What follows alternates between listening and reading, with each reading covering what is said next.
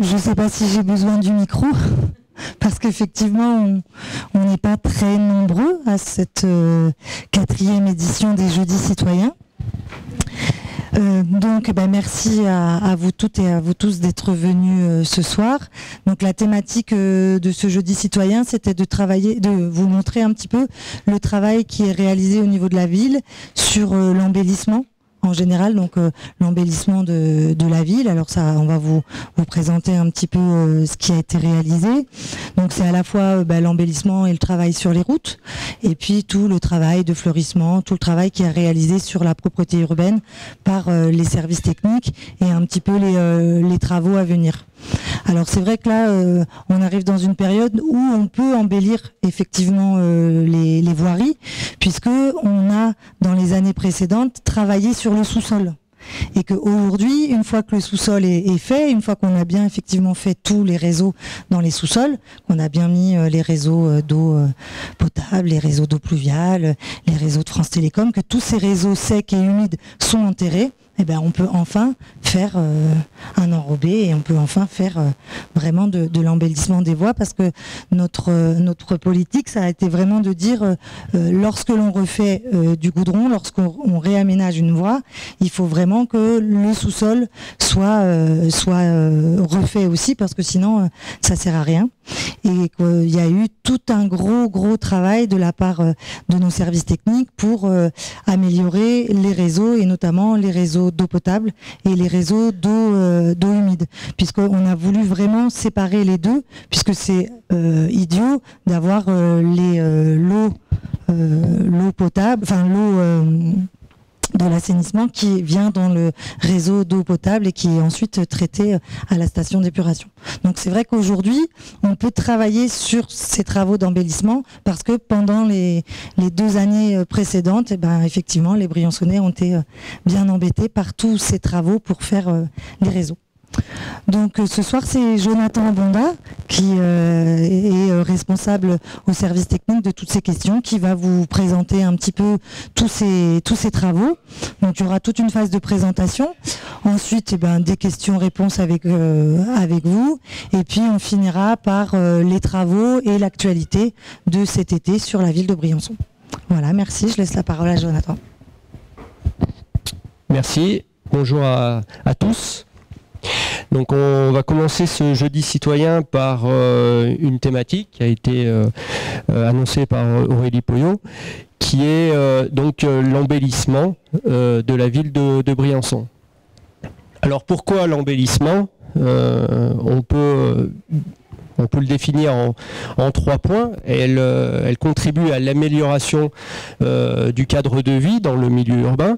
Même si on a de très belles montagnes autour, quand on est en milieu urbain, c'est agréable d'avoir des parcs, des jardins, des ronds-points fleuris et toute une zone boisée qui, dans le réseau urbain, donne un peu d'air au paysage bétonné et aux habitants. C'est aussi important pour le rayonnement de la ville, donc l'aspect touristique.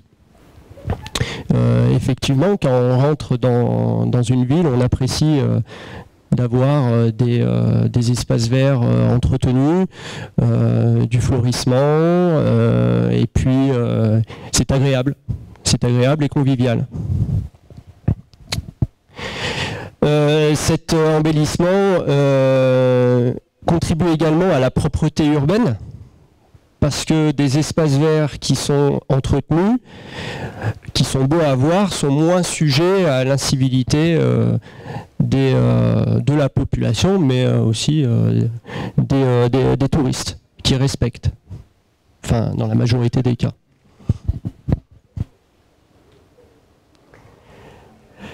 On verra que l'embellissement, c'est pas non plus que de l'espace vert, ça peut être autre chose, et je vais développer ça dans la présentation.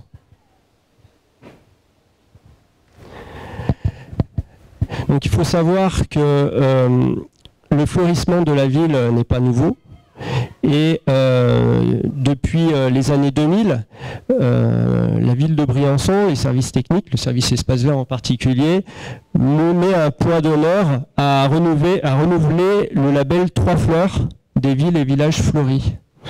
Et donc encore cette année, on se prépare pour l'obtention de ce label. Je vous montrerai dans la suite quelques exemples concrets qui vont servir d'évaluation pour ce label.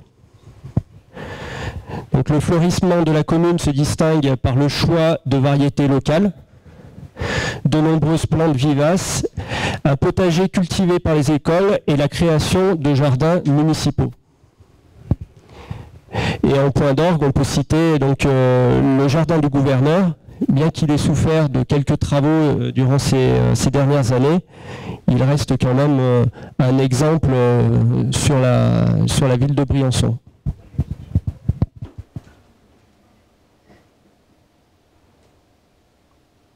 Donc ce fleurissement en photo, ça va être un petit quiz. Je vais voir si vous connaissez bien votre ville. Est-ce que vous reconnaissez ? Bravo, c'est ça. C'est le rond-point de Narvik. Donc celui qui est juste après la ZAC Cœur de Ville, quand on va sur le 159e. Celui-là. C'est ça, c'est ça. C'est le rond-point de Chamandrin. Exactement, exactement. Donc celui-là, il est important. Par exemple, quand on vient du sud et qu'on arrive à Briançon, c'est la première chose qu'on voit. Donc c'est important que les gens aient ce panorama. Voilà, c'est important. Celui-là. Non. C'est le rond-point Julien, effectivement, au carrefour avenue Maurice Petch et avenue Général de Gaulle.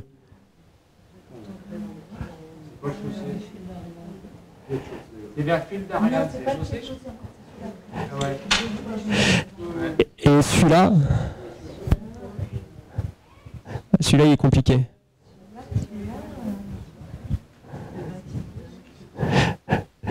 Allez, un indice, derrière, c'est la Croix de Toulouse. Bah oui, c'est sur la route de Névache. Non, dans Briançon, hein. Dans Briançon, au bas. Allez, je donne la réponse, c'est le rond-point du Leclerc.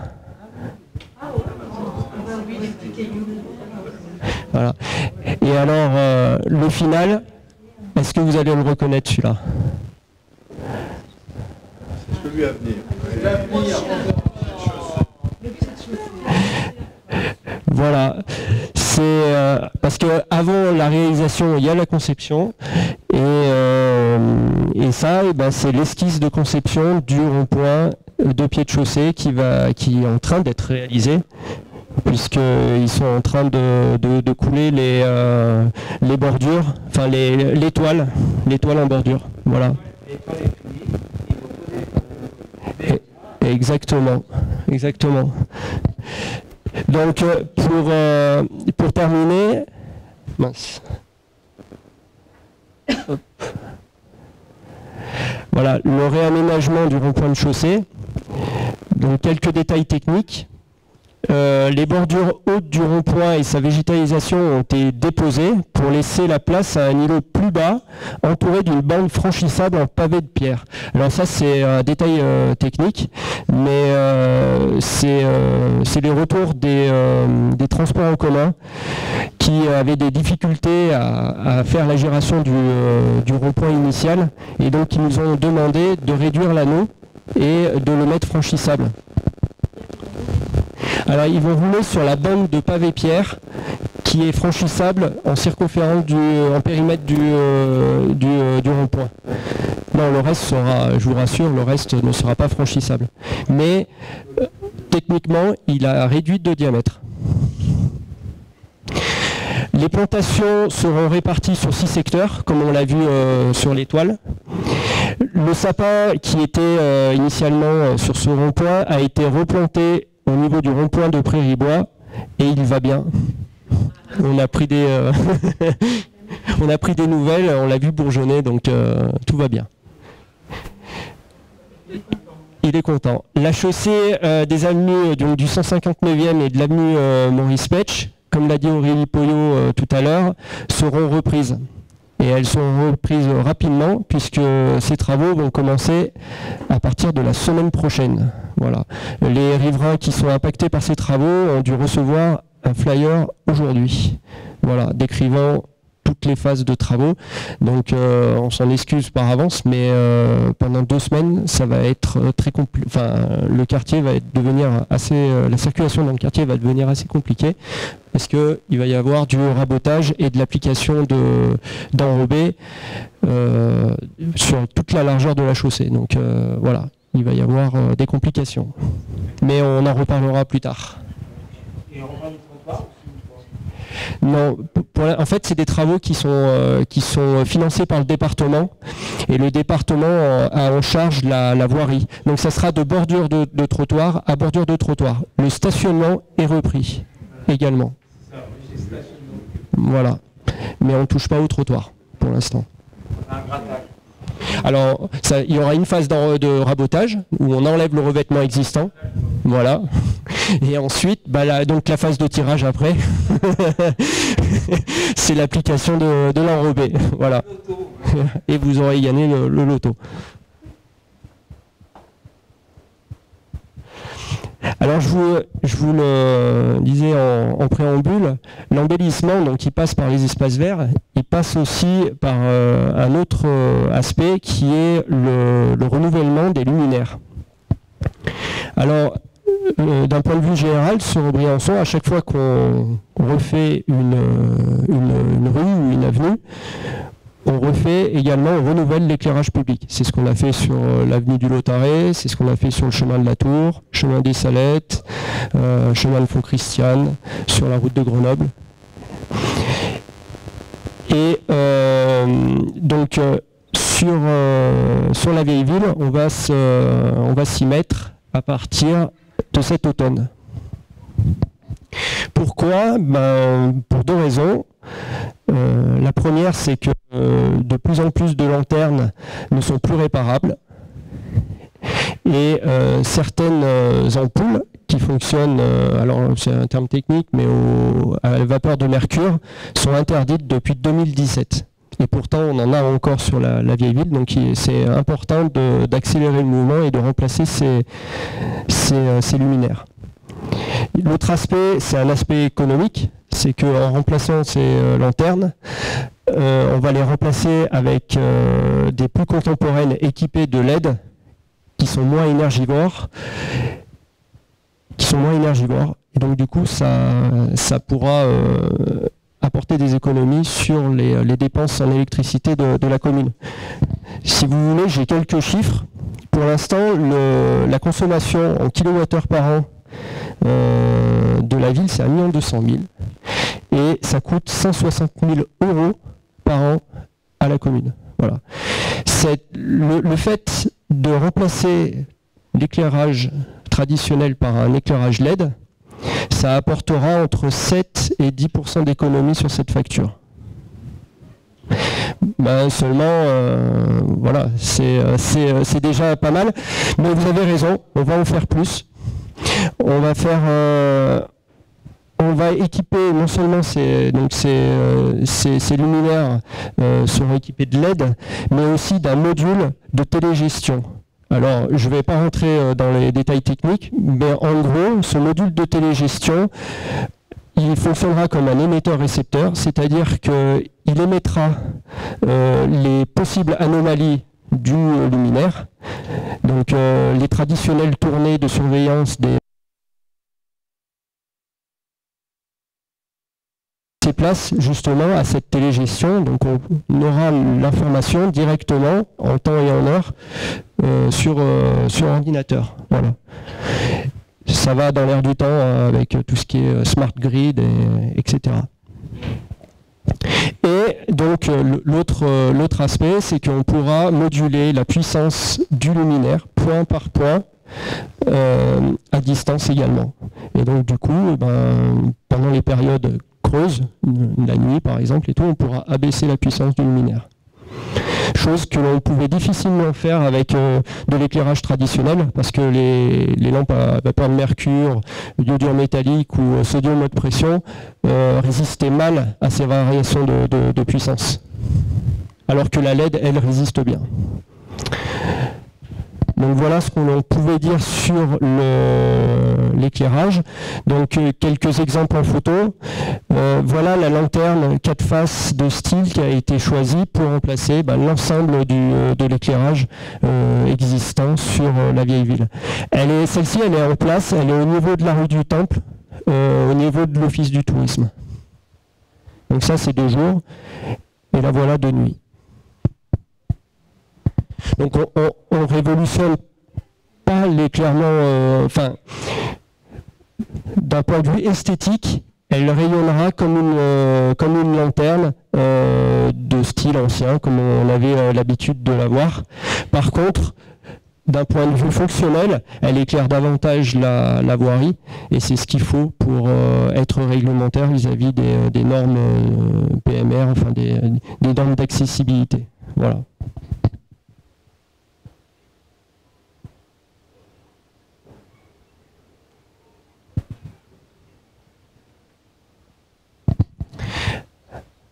Alors je passe à un autre chapitre qui fait partie, qui découle de l'embellissement d'ailleurs, c'est l'amélioration du cadre de vie.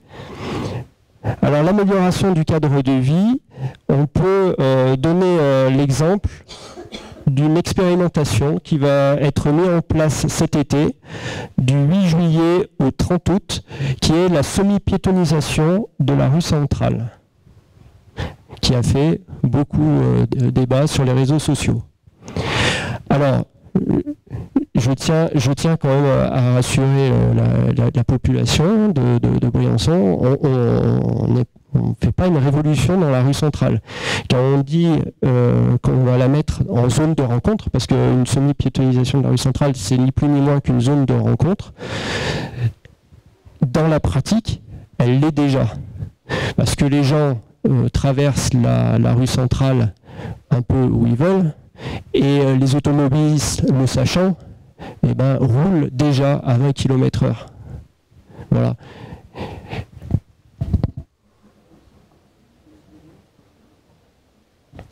Donc cette nouvelle configuration s'accompagnera de l'instauration du premier quart d'heure de stationnement gratuit sur les parkings voisins.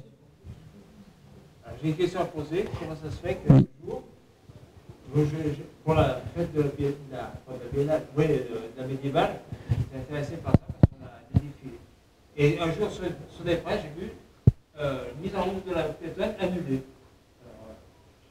Il y en a qui disent c'est annulé, ça va se faire, c'est annulé, un peu la foire. Alors, si je vous l'annonce ce soir, c'est que ça va se faire. Et puis, ça va se faire très vite puisque le 8 juillet, c'est demain. Parce qu'à un moment, il y avait une réflexion sur rendre la rue centrale totalement piétonne. Et donc on s'était dit, voilà, on peut aussi imaginer ce scénario de la rendre totalement piétonne.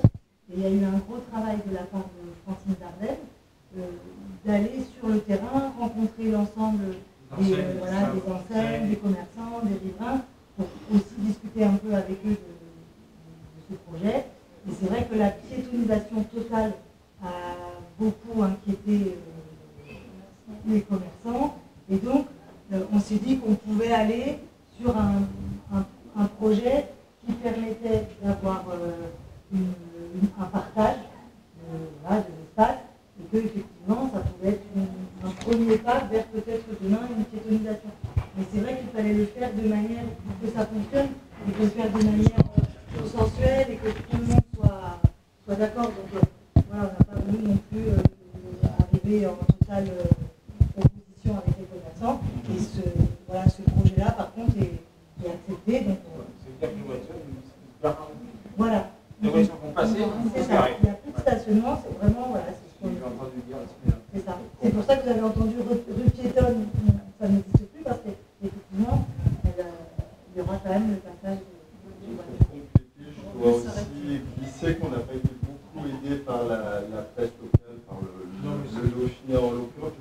fait 2 articles à une semaine d'intervalle qui ont, à mon sens, contribué un petit peu à embrouiller les gens en titrant de manière un peu polémique « La municipalité abandonne son projet de piétonisation », alors qu'on venait d'entériner justement ce projet de semi-piétonisation, une sorte de compromis. Donc je pense que ça a dû aussi jouer ce sens.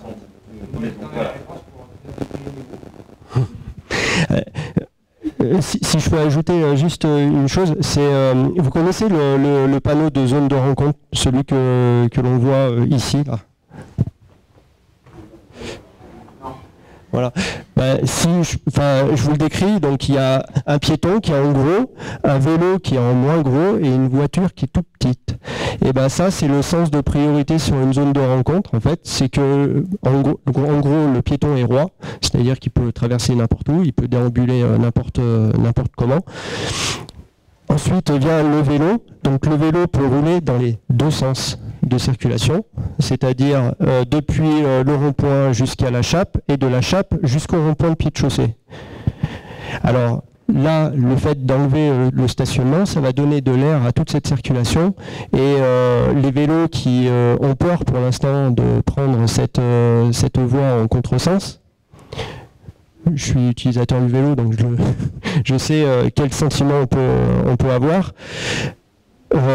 Cela permettra en fait que tout le monde se croise dans de bonnes conditions. Voilà. La zone de rencontre, c'est une cohabitation entre tous les modes de circulation. Et je pense que ça permettra de calmer un peu les esprits et de faire évoluer les choses dans le bon sens. D'ailleurs, pour terminer sur ce volet, cette démarche, elle s'inscrit dans une démarche, une réflexion globale sur la mobilité sur Briançon. Et dans ce cadre-là, il y a une manifestation qui va se dérouler le 29 juin à la MJC de Briançon, qui est organisée par le Média des acteurs, où le thème est justement celui-là, la mobilité sur Briançon. Donc ceux qui sont intéressés par ces modes alternatifs à la voiture, donc ça va être... Comment ? Exactement, c'est ça, de 9h à midi. Donc tout ce qui est transport en commun, bus, train, etc. Et pistes cyclables, voilà, c'est une réflexion qui aura lieu lors de cette manifestation. Et pour terminer également, les services techniques étudient un schéma des pistes cyclables, un schéma directeur des pistes cyclables sur Briançon pour rattraper un peu le retard, parce que c'est un constat, sur Briançon, les pistes cyclables sont très rares, et donc là, c'est véritablement pour faire passer Briançon dans ce mode de trajet, voilà, alternatif à la voiture.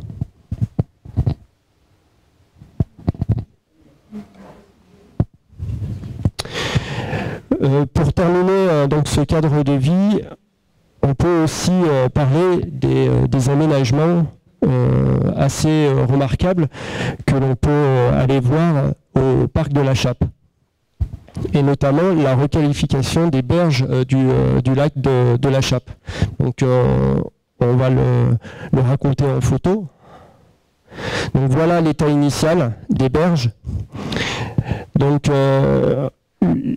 en fait, on était confronté à un problème, c'est l'érosion de la berge. Pardon. Donc il fallait faire quelque chose, et donc on a réfléchi sur un possible aménagement.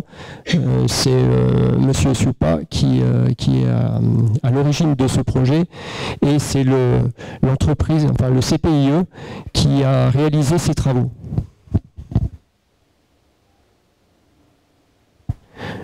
Donc les voilà en plein travaux. Donc c'est des restanques, et ça fait une sorte d'amphithéâtre avec comme scène le lac de la Chappe. Et ça, c'est la fin de la réalisation, et c'est ce que vous pouvez voir actuellement.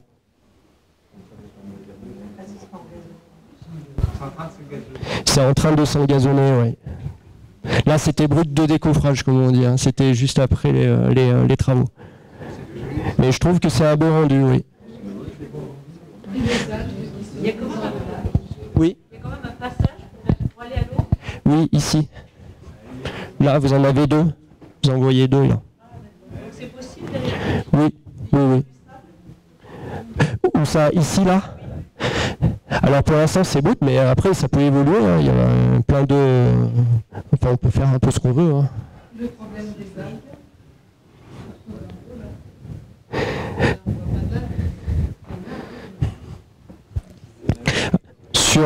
Dans le lac. C'est dans le lac que vous, dont vous parlez? Ou sur les berges?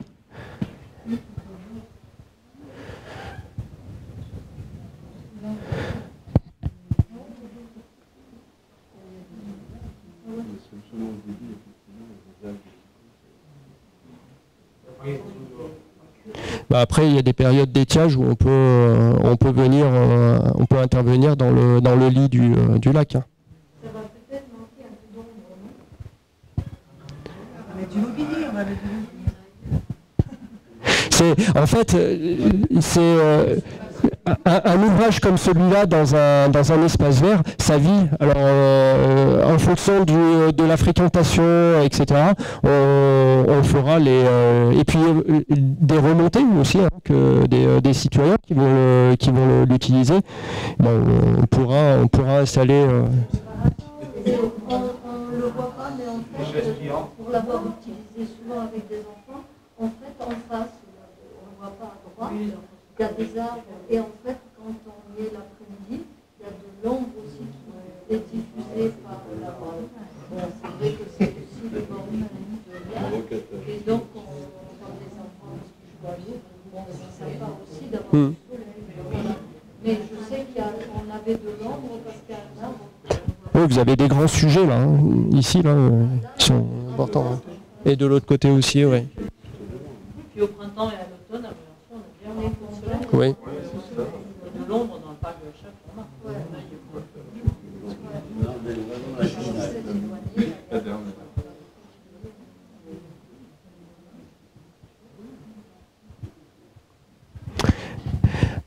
Alors sur l'aménagement de la Chape, il s'est passé aussi d'autres travaux, comme la réfection de la signalétique et du mobilier, le remplacement des corbeilles par des corbeilles de plus grand volume, la rénovation de l'enduit du mur longeant la Durance et l'habillage du transformateur électrique qui sera à venir.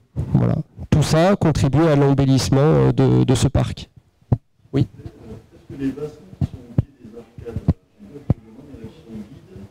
Il y a, comment dirais-je, la peau d'étanchéité de certains bassins qui se décollent. Est-ce que ça, il y a une question de rénover cette partie-là? Parce qu'on peut estimer que c'est abandonné, c'est entretenu et c'est dégradé.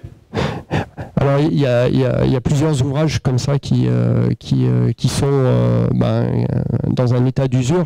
Donc on essaye d'y pallier et puis de faire un programme de travaux de la Chape. Donc prochainement, enfin dans un avenir, on pourra y réfléchir, oui. Voilà.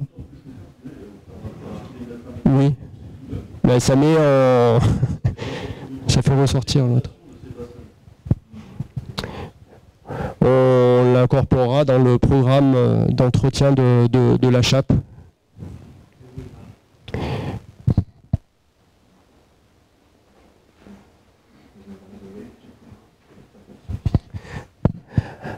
Alors comme le disait Madame Pouillot en préambule, durant l'année 2019, vu que l'on a réalisé pas mal de travaux de réseau sur pas mal de voiries de Briançon, que ces travaux de réseau sont maintenant terminés, et ben on peut faire ce qu'on appelle les enrobés, c'est-à-dire le revêtement final de la voirie. Alors d'un point de vue technique, c'est important quand même d'attendre entre la phase de réalisation des réseaux et cette application des enrobés pour que les tranchées, là où on a fait passer les réseaux, se tassent. Voilà.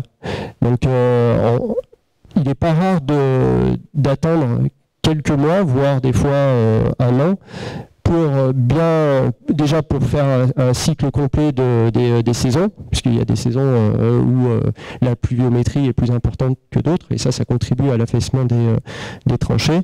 Et donc du coup, ça nous permet, avant d'appliquer ce revêtement final, de revenir aplanir le support. Donc là, quelques exemples. Donc la rue Haute de Castres, qui a été faite en mai dernier. Également la porte Dauphine, qui a été terminée début juin. Et donc, je vous en parlais tout à l'heure à propos du rond-point de pied de chaussée. Il va y avoir donc les réfections de l'avenue Maurice Petch et de l'avenue du 159e RIA, donc qui vont se dérouler à partir de la semaine prochaine, et ceci pour 2 semaines. Donc c'est du 24 au 6 juillet. Mais ça ne s'arrête pas là. Il va y avoir aussi donc, en juillet le chemin de Mas de Blé, où des travaux d'eau ont été réalisés également. Et maintenant on peut passer au revêtement final. La seconde partie de l'avenue René Froger, elle avait déjà été bien engagée au niveau de la ZAC Cœur de Ville, et là on va descendre sur jusqu'ici. La rue Alphand également. Alors ici un détail technique, on va également élargir les trottoirs de la rue Alphand pour sécuriser notamment l'entrée-sortie de l'école qui s'y trouve, et qui est pour l'instant sécurisé par des garde-corps, mais avec un tout petit trottoir. Donc on va élargir ce trottoir. Il y aura des sens prioritaires. Enfin voilà, ça fonctionnera bien. Et l'impasse Évariste-Chancel qui est perpendiculaire à la rue Alphand. Ces derniers travaux seront réalisés en octobre prochain.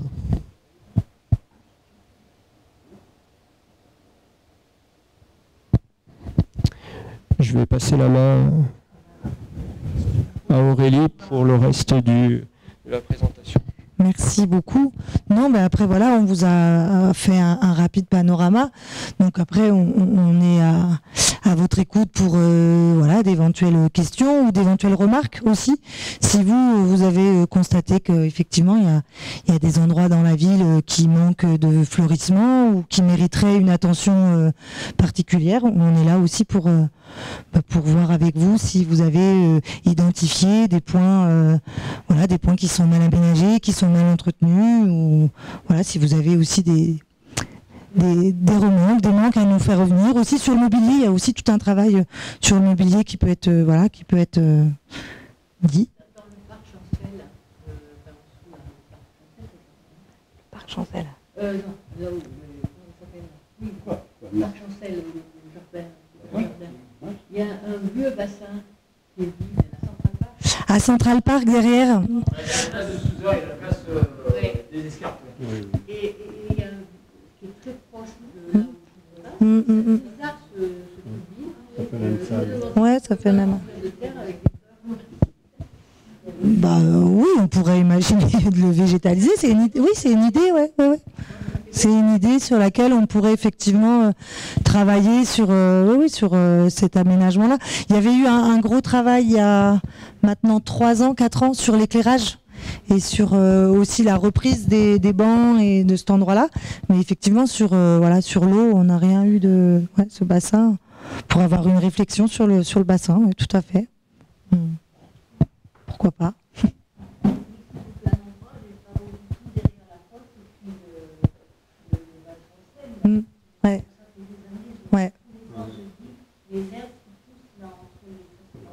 Ouais, c'est l'air.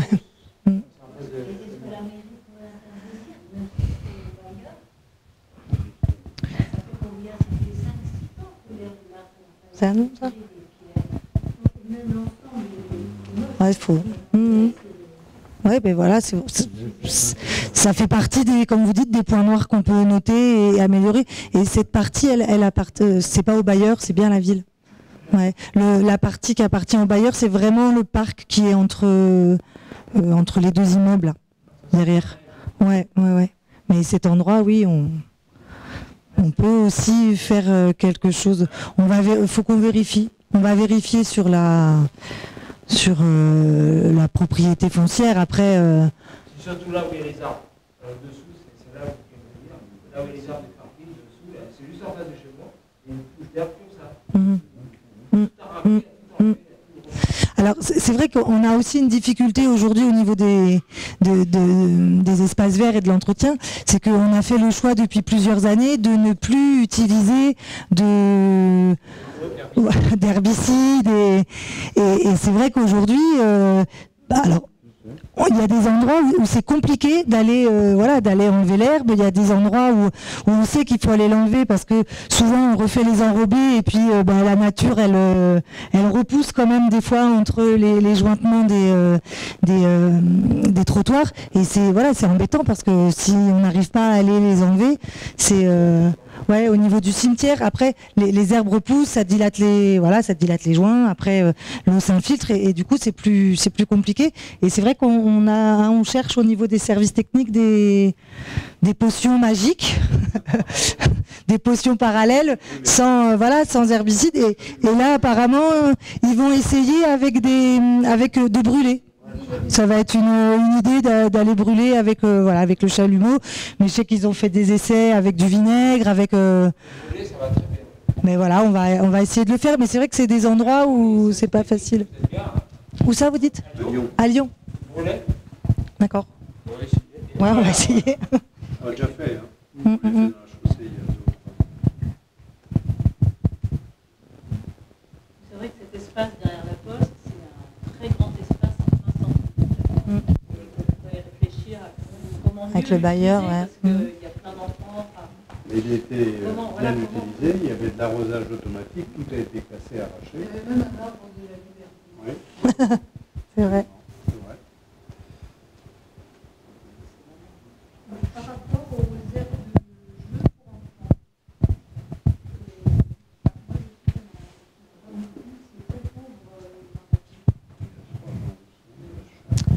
Alors c'est vrai que dans les parcs de la ville, on essaye de mettre des éléments de jeu pour les enfants, souvent pour les petits. Donc on en retrouve à la Chape, on en retrouve en haut, au parc Chanoine-Motte, vous savez, en dessous au square Jean Rousson. Le square Chanoine-Motte, c'est celui qui est dans les remparts. Donc il y a aussi des jeux. Il y a des jeux derrière le petit parc de la Soie. Mais c'est aussi, peut-être il y a un très joli petit parc là derrière, vous savez, derrière la Soie, entre la gendarmerie et l'immeuble de la Soie. Et c'est un parc qui est très agréable parce que le canal est à ciel ouvert. Quand on avait travaillé sur la réflexion de ce parc, on avait travaillé sur le canal à ciel ouvert. Donc il y a de l'eau, les enfants peuvent jouer dans le canal. Enfin, c'est sympa. Après, on peut aussi imaginer une réflexion sur les jeux, pour voir un petit peu. Oui, ici il y a le City Park. Après, c'est vrai que pour tout à l'heure, vous avez vu, quand on a montré les photos de la Chape, il y a cette petite maison en bois. Vous avez vu cette petite cabane en bois, ça fait une petite maison qui est bien adaptée pour les enfants. Et c'est un jeu qui coûte 60 000 €. Faut quand même savoir que c'est vraiment des coûts très très importants et que dès qu'on commence à mettre en place des structures de jeu pour les enfants, il y a des normes très importantes et du coup on fait appel à des constructeurs spécialisés dans ce type d'équipement et tout de suite on tombe sur des coûts, je vous dis, la petite maison de la Chape, c'est 60 000 €. Et après derrière, de la part des services techniques, de la maintenance, on a une ligne budgétaire qui est dédiée justement au remplacement des petits jeux, des ressorts, des choses comme ça. Mais c'est vrai que c'est tout de suite des gros budgets, mais on peut effectivement réfléchir à des endroits où ça manquerait de jeux. De toute façon, la règle des appels d'offres nous oblige à faire appel à différents fournisseurs et à avoir plusieurs devis pour après. Mais c'est sûr que c'est par rapport aux normes parce que des fois on se dit nos services, on a de la chance d'avoir des services qui sont très compétents et qui pourraient demain faire des cabanes en bois, des choses comme ça, sauf qu'au niveau de la réglementation, c'est pas possible. Ouais, après c'est vraiment quand on avait travaillé sur la petite maison, ouais, c'est vraiment. Non, mais elles sont faites pour les fabricants, justement pour pas que tout le monde. Ouais, c'est ça. Sur le bois, par exemple, il faut que ce soit un bois particulier où justement on peut pas y avoir des chardes, il faut des traitements. C'est sur les peintures, sur les vernis. Enfin, c'est toujours voilà, il y a une très grosse réglementation sur ces questions-là. Oui, européenne, ouais, bien sûr, bien sûr.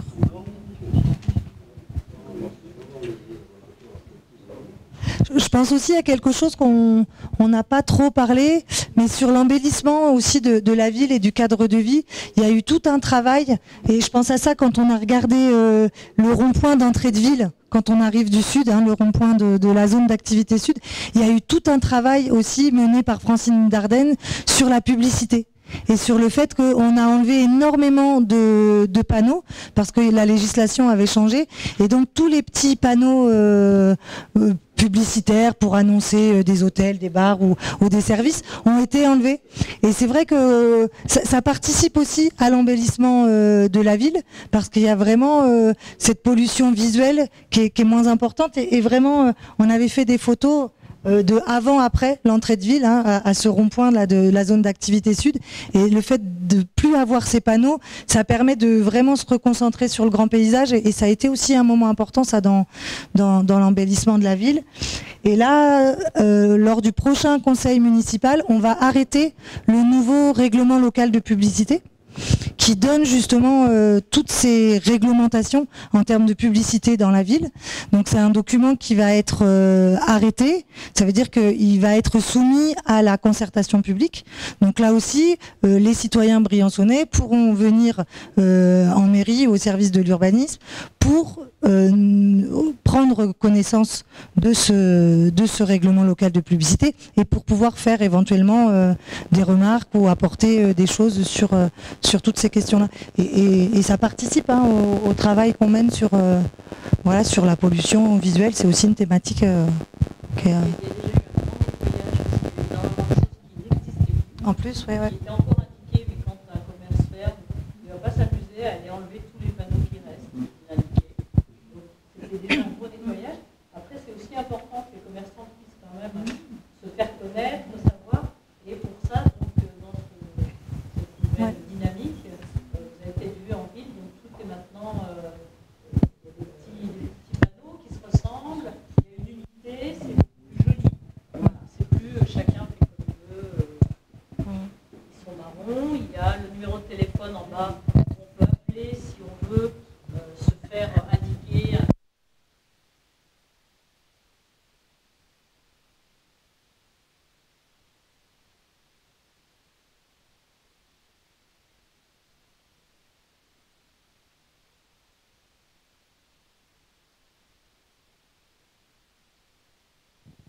Alors, ce qu'on a pensé faire, donc là, il n'y a plus de jeudi citoyen sur la période estivale parce qu'effectivement, il y a une grosse activité et puis on a dit qu'on reprendrait donc les jeudis citoyens à la rentrée, donc tous les premiers jeudis du mois, donc ça va tomber le 5 septembre.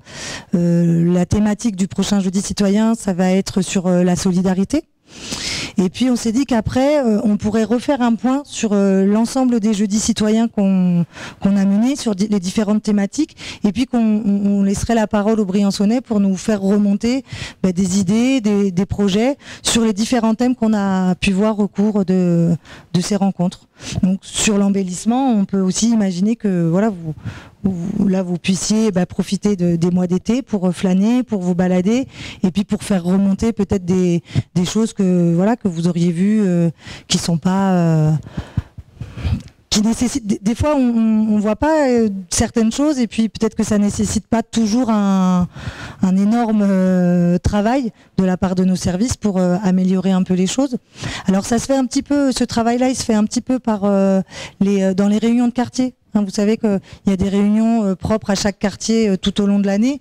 Donc là, il y a un vrai travail avec l'élu Claude Jiménez qui est là et qui peut faire remonter au service technique certaines demandes, voilà, dans les hameaux ou dans les quartiers. Ça peut être une plaque d'égout qui est mal vissée, c'est une demande de banc, voilà, un peu de mobilier urbain à tel ou tel endroit. Donc c'est quelque chose qu'on propose de faire avec vous à la rentrée aussi. Donc voilà, profitez des flâneries estivales pour regarder dans vos quartiers s'il y a des choses à améliorer. Est-ce que vous avez d'autres questions ? Alors on va aller sur l'actualité, avec justement une actualité qui est très importante, puisqu'on a totalement refondu le site internet de la ville et qu'aujourd'hui on dit que c'est un site responsive. Ça veut dire que aujourd'hui on peut le consulter depuis les smartphones, depuis les tablettes, depuis toutes les formes informatiques et technologiques possibles. Donc ça veut dire que automatiquement le site va s'adapter au support sur lequel vous consultez vous consultez le site. Et donc il y a toujours dans le site, vous avez toujours le volet vie pratique qui est très bien fait, où vous avez en un seul clic, vous pouvez retrouver toutes les informations très pratiques de la ville de Briançon. Donc ça c'est vraiment quelque chose qui est très intéressant.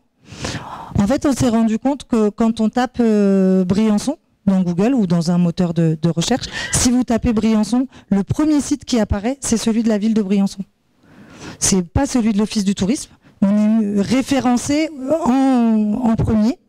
Et donc, quand nous, on peut voir les statistiques des clics, quand quelqu'un se connecte, on peut voir d'où elle se connecte, donc on a des statistiques. Et le site de la ville de Briançon, alors je sais plus exactement combien de visites... ouais, voilà, j'allais dire, c'est à peu près 25 000 visites.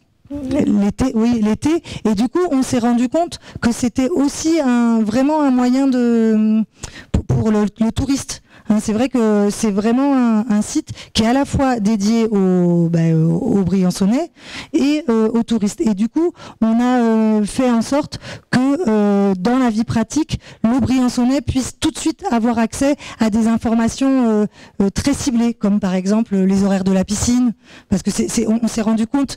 Comme on a accès à tous les clics sur toutes les pages, on voit que le Briançonnais cherche souvent l'horaire de la piscine, l'horaire de la patinoire, l'horaire d'ouverture.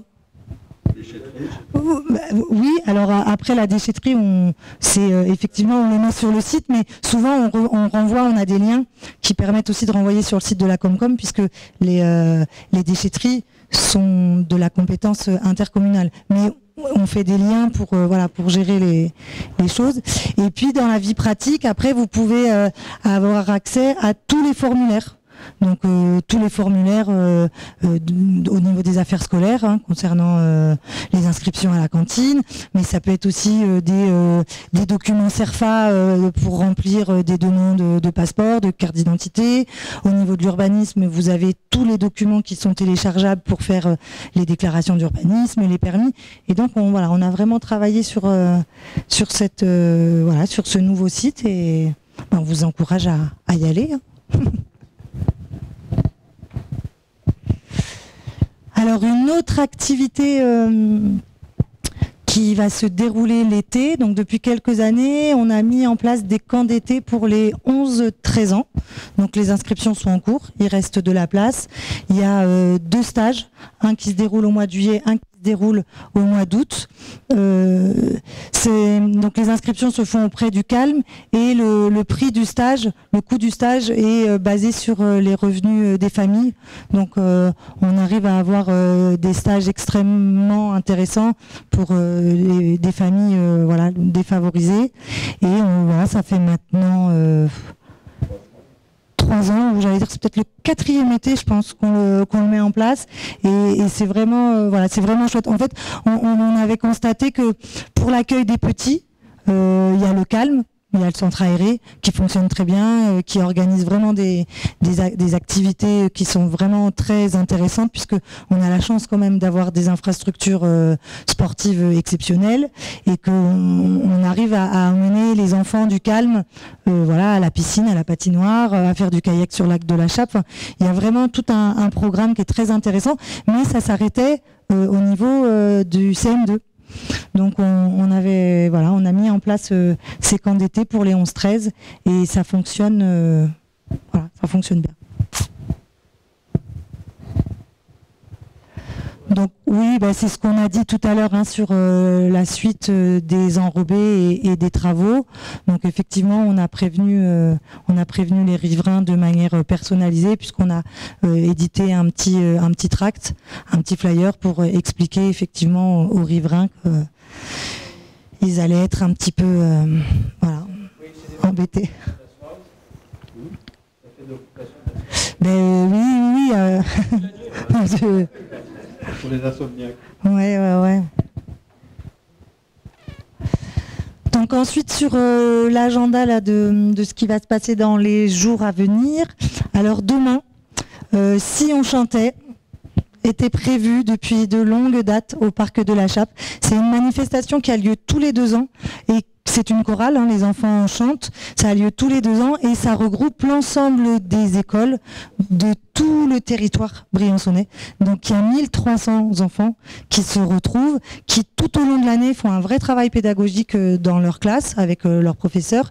Et cette année avec un artiste qui est aujourd'hui implanté dans le Briançonnais, qui s'appelle Raphaël Imbert, qui a travaillé avec les écoles, qui a travaillé avec le conservatoire, qui a travaillé avec le théâtre du Briançonnais et qui a monté tout un projet qui s'appelait la créolisation. Et donc tous les enfants de toutes les écoles apprenaient les mêmes chants et devaient se retrouver demain au Parc de la Chappe. Et malheureusement, la météo demain après-midi est vraiment très mauvaise. Et en concertation avec l'inspecteur de l'éducation nationale, la mairie et la Comcom, on a jugé plus raisonnable d'annuler la manifestation publique.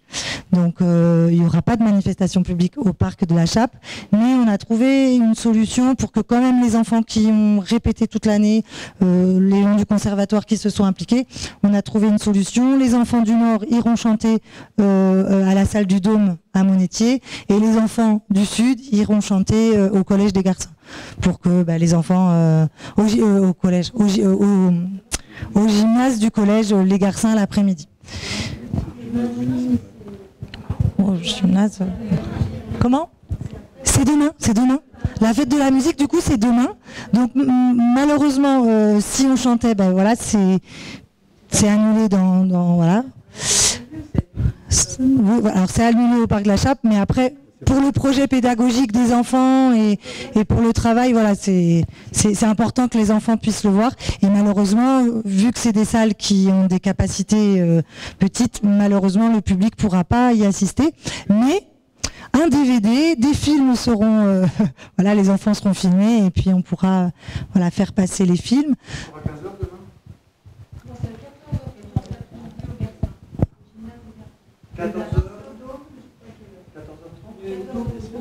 Mais malheureusement, c'est pas public. C'est ce que j'expliquais. C'est que, non, parce que du coup, il y a 1200 enfants. Et comme il a fallu les séparer en 2, on va avoir 600 enfants qui vont chanter dans le gymnase et dans le Dôme. Et malheureusement, on ne peut pas accueillir le public parce qu'il n'y aura pas assez de place pour les accueillir. Donc voilà, on a trouvé cette solution. C'est sûr que c'est un peu triste, mais pour les enfants, ça reste assez positif parce qu'ils vont pouvoir quand même chanter tous ensemble, rencontrer Raphaël Imbert, parce que certains l'ont déjà rencontré, certaines classes, hein, il n'a pas pu aller dans toutes les classes, mais voilà, ils vont aussi pouvoir rencontrer Raphaël Imbert, l'artiste, et puis quand même passer un... On l'a prise, on l'a reprise, après... Voilà. Après, malheureusement, on était obligé d'anticiper, quoi. La décision, elle a été prise ce matin. Fallait anticiper. Il y a les transports, il y a quand même une grosse organisation, parce que c'est pas, voilà, 1200 enfants qui se déplacent, et puis on peut pas prendre le risque d'avoir un coup de enfin voilà. pas le choix qui a été fait. Donc du coup, demain, c'est vrai que pour la programmation de la fête de la musique, ça va être un peu... Voilà, vous pouvez monter dans le bus. Il y a toujours le tube. Alors le tube, sur la ligne 1, toute la journée, il y a un groupe qui s'appelle On The Rock. C'est trois musiciens. Il y a une chanteuse et puis 2 musiciens. Et toute la journée, sur la ligne 1, ils reprennent un répertoire de chansons françaises qui est très sympathique. Donc là, même s'il pleut, vous déambulez dans la ligne 1, dans le bus. Et puis après, vers 18h, la tube organise donc dans le bus un salsa bus. Donc normalement, vous arrêtez sur le parvis de la gare, sur la place de l'Europe, vous prenez le bus et puis vous arrêtez, vous faites 3-4 pas de salsa et puis vous repartez. Donc voilà, ça ce sera pas annulé parce qu'effectivement il y a une... Et après pour les différents groupes de musique qui devaient se produire au parc de la Chappe ou dans les rues, ça va être au petit bonheur la chance. Ensuite le 22 juin, le Festival Caméléon, qui est organisé par la NJC avec de nombreuses associations, qui cette année se délocalise au parc Chanoine-Motte. Les autres années, il avait lieu au parc de la Chappe, mais cette année, il se délocalise donc en haut. Le parc Chanoine-Motte, c'est le parc qui est en haut de la vieille ville, à côté et en dessous du Champ de Mars. Donc là, pareil, il y a pas mal d'animations pour les enfants, de musique, des choses sympathiques. Après, il y a Art et Handicap, le 26 juin. Alors peut-être Marie, tu pourras plus parler d'Art et Handicap que moi. C'est une manifestation qu'on fait chaque année.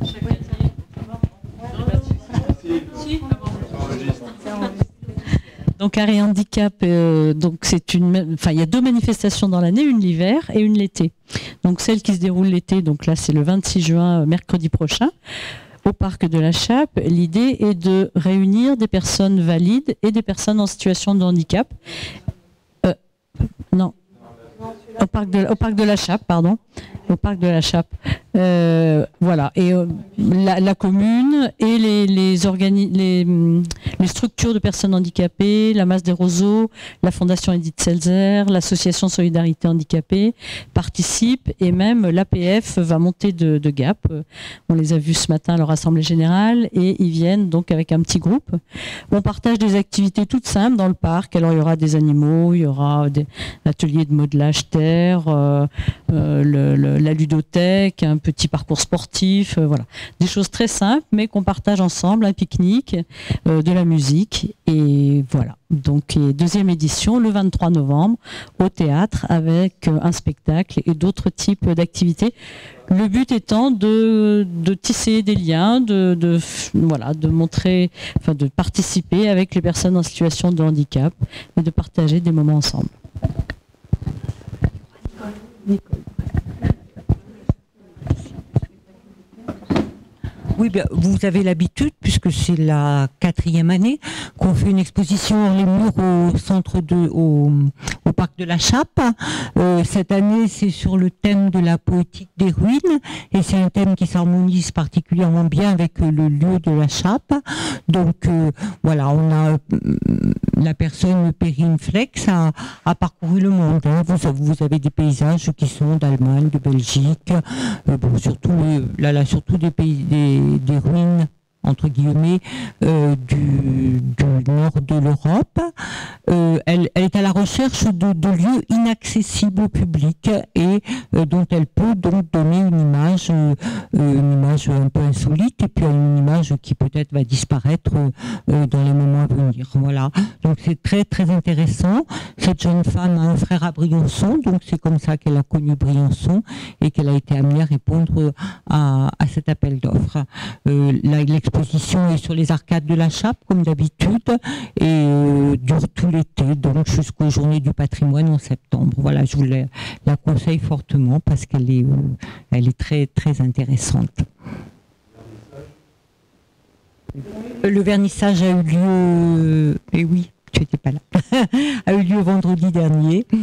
Voilà, on peut faire un post-vernissage le jour des... Voilà, le jour où on va décrocher l'exposition. Voilà, merci. Alors là, je pense aussi à une... Non. Je pense à une expo qu'on n'a pas mis dans l'agenda. Et oui, je te laisse vous dire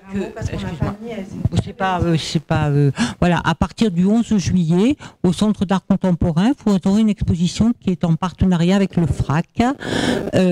Donc ça, je ne peux pas vous en parler encore parce qu'elle est encore pas prête. Mais en revanche, le 27 juin, il y a l'exposition qu'organisent traditionnellement les archives avec le département. Et cette exposition, cette année, est sur un thème très accrocheur qui est spectacle dans les Hautes-Alpes, l'histoire des spectacles dans les Hautes-Alpes. Voilà, donc l'exposition commencera au lendemain de la fête médiévale parce que il y avait une nécessité de laisser les lieux à la fête médiévale. L'ouverture au public se fera donc à partir du 8, mais le 27, vous pourrez déjà voir l'exposition puisque le vernissage a lieu à 16h30. Voilà. Hein. Voilà. Et bon, à savoir aussi, si vous bougez un peu, que cette exposition se fait en partenariat avec Mon Dauphin. Donc, j'avais non pas la même, mais un complément d'exposition à Mon Dauphin.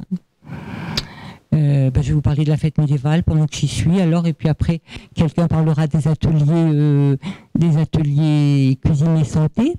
La fête médiévale se déroule sur les 2 jours, donc le 6 et le 7 juillet, comme d'habitude. C'est pour nous une ouverture de saison, un petit peu. C'est le premier les premiers événements phares de la culture et cette année vous aurez particulièrement un concert à la collégiale le soir d'un jazzman que je vous conseille parce que c'est un concert qui est quand même assez j'ai perdu le nom mais oui, Arcobast, voilà, hein, Arcobast, voilà, qui est très connu et qui vous fait quand même des prix pas très élevés. C'est une exigence qu'on a en général avec nos porteurs d'événementiel, mais vous pouvez avoir un billet de concert pour 20 €, ce qui ne correspond pas aux habitudes de ce groupe. Voilà, et la fête médiévale se termine comme d'habitude par des parades avec des chevaux et un marché artisanal qui est hyper intéressant aussi. Voilà, donc ouvrons la saison ensemble. Et la dernière actualité, c'est donc l'atelier découverte cuisine santé. Vous vous souvenez, lors du précédent jeudi citoyen, Nathalie Alamano, qui est responsable de ces ateliers au sein de la ville de Briançon et des affaires scolaires, était venue présenter toute cette démarche autour des ateliers santé. Donc c'est des ateliers qui ont lieu régulièrement dans différentes écoles et qui permettent de se retrouver, d'échanger sur des recettes de cuisine facile, sur comment on peut... elle vous présente aussi des recettes que l'on sert aux enfants à la cantine avec les produits bio. Donc elle vous avait expliqué tout le travail qui a été réalisé par la cantine de Briançon sur ces questions-là. Et alors ça, c'est pas une manifestation qui permet au public de venir, mais pour clôturer la fin de l'année, les petits Briançonnais qui mangent à la cantine sont invités le 5 juillet. Donc c'est vraiment à la fin de l'année scolaire, mais ils sont invités à un grand pique-nique. Donc ce jour-là, ils vont pas manger à la cantine, ils vont manger à la chape. Donc les cuisiniers du centre Le Poire préparent un grand pique-nique et invitent tous les producteurs locaux qui toute l'année travaillent avec la cantine. Donc c'est tous les producteurs locaux du site Échange et Paysans, puisqu'on travaille avec cette plateforme qui nous approvisionne en produits locaux. Et donc c'est un moment sympathique parce que du coup, les enfants peuvent échanger avec le producteur qui fait la tome de vaches qu'ils ont mangé toute l'année.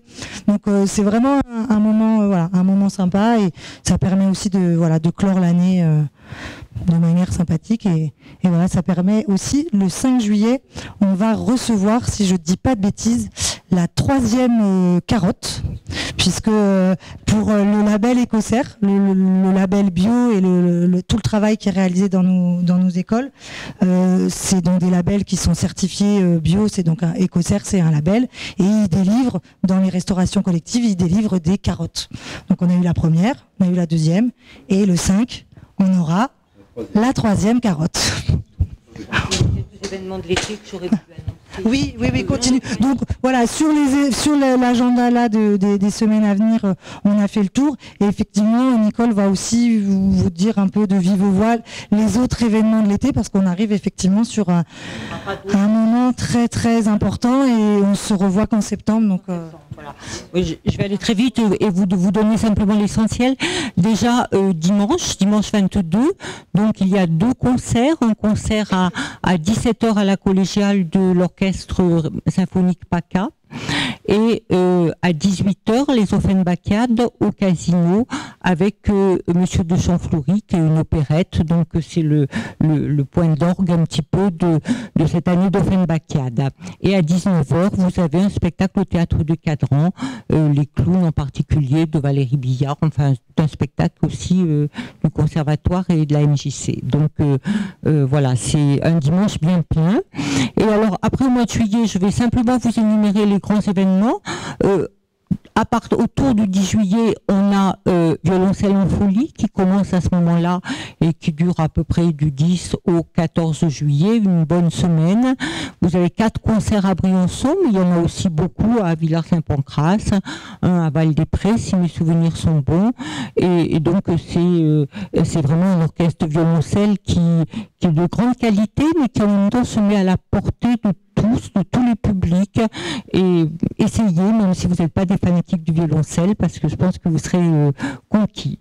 Après, il y a les mondiaux de l'escalade, bien sûr, sur toute une semaine, donc du 21 au 22, la semaine 15, du 16 au 22, voilà, à peu près, à quelque chose près. Et la première séance de forum fête, donc, a lieu le 23. On essaye d'enchaîner un petit peu les événements. Le 23 juillet, et après, tous les 3 jours jusqu'au 10 août. Vous avez le spectacle qui se passe au Fort des Têtes sur le thème de Rabelais cette année. Et donc, ceux qui connaissent Rabelais, ça vous propose des moments succulents, voilà, et truculents peut-être aussi, enfin bon, ça, on verra. Donc je crois que c'est très sympathique de venir vivre avec nous ces moments-là, parce que c'est des moments en plein air, c'est des moments où on contemple notre patrimoine, et c'est aussi des moments où on peut rire ensemble un peu, et c'est super agréable. Donc merci de venir nombreux et d'en parler autour de vous. Merci. Oui, merci pour ce petit rappel.